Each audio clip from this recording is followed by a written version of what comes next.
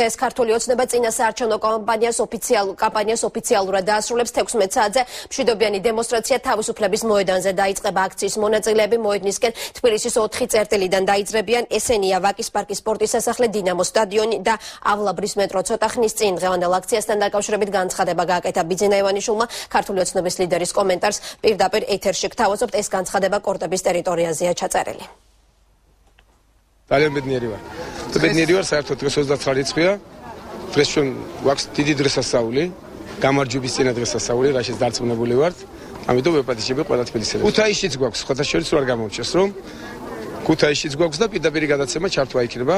ჩვენ ერთ ხაზში ვიქნებით, ერთ სისტემაში ვიქნებით, ერთ ტელევიზია გააშვიკებს და ორ ძველ და ახალ დედაქალაქში გვაქვს დღესასწაული დღეს. ეს დატვირთვა რა აქვს, იცი რა, ჯერ პირველ რიგში სპორტულია. და მე კიდევ ხარს უჭერ ჩვენ აშკარად იგი არ არის აქ დასამალი არაფერი არ არის.